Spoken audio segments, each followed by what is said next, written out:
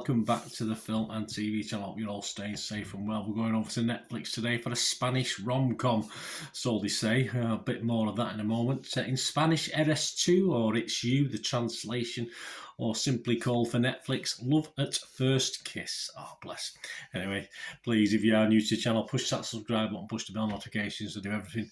Film and TV, lots of reviews, information vlogs, even the odd quiz thrown in at special occasions as well. So it'll be great to have you on board. Great to have your comments on this film or anything to do with film and TV. And if you're pushing buttons or you've already pushed that button, if you can push the little like button, the little thumbs up button, I'd be most appreciated. I'm trying to get to about 15 likes. Not a massive target, so if you can help me towards it, that'd be great.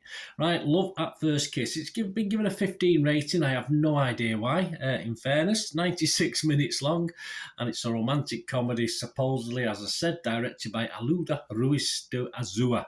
And it stars Alvaro Cervantes, a bit more on him in a moment, Sylvia Alonso, Susana Abetu, and Gorka Oxoa, something like that. Yes, and the female characters in this are certainly far more interesting than the male character.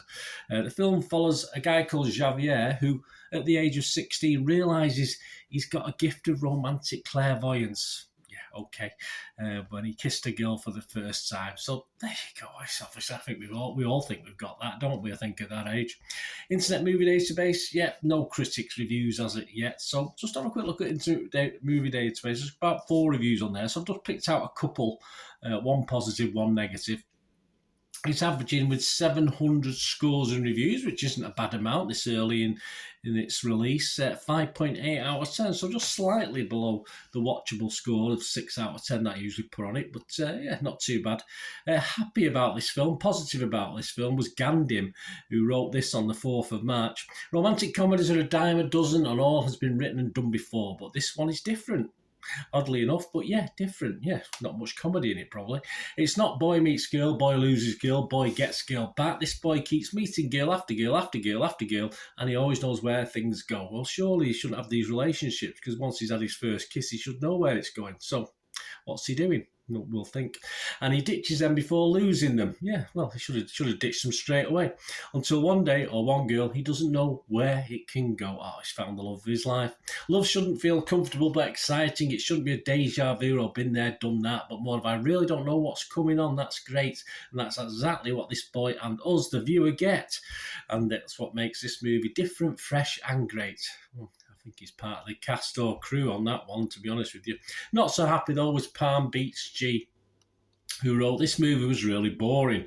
I have no idea why it got a TVMA rating, neither do I, as I didn't see anything warranting that rating at all. The lead accidentally kisses his best friend's girlfriend, and he believes that he can tell from the first kiss whether he will have a future with that person or not. Well, will he be proven right or wrong? Probably wrong most of the time.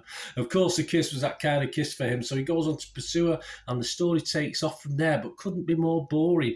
It's centred around his publishing business that isn't doing well. Yeah, a bit of a side that doesn't really add anything to the story.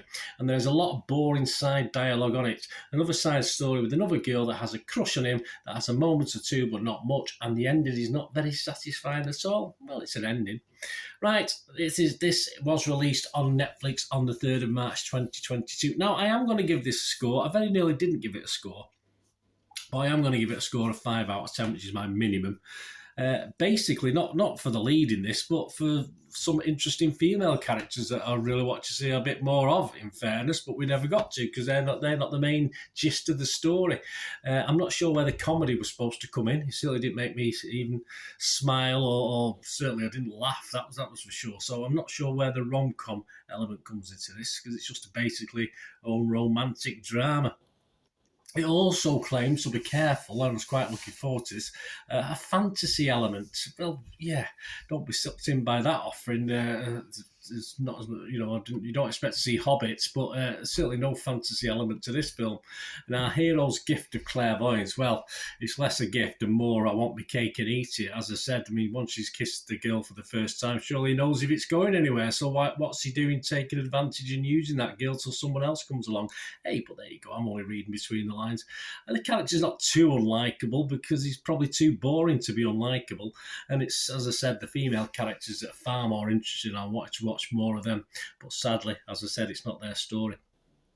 I think the funniest part was comparing the lead in this to Alvaro Cavantes to Hugh Grant. I thought that was quite funny. That's a comedy element of it. I'm not too sure. It's a nice-ish story of love and romance, but as I say, a bit. For people like me, I'm thinking a bit, no, it's not working. This, it's, me. I'm a glass half empty, and I just don't like the fact that, yeah, all right, if we can tell what he thinks about a girl from the first kiss, he should be saying thank you. We had a lovely evening, bye bye. But he doesn't do that, does he? He takes advantage till someone else comes along.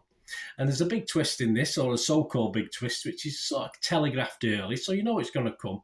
And yeah, it's by the end you do get an okay ending for me. I wasn't too disparaging about the ending, but of course, all we've got is a boring character who, as I said, wants his cake and eats it until something else comes along, something else new comes along. But it doesn't work for me, as you can tell. But as I said, I will give it a mark of 5 out of 10 because I liked at least 3 or 4 of the female characters in it. I thought they made the thing at least a little bit interesting to watch.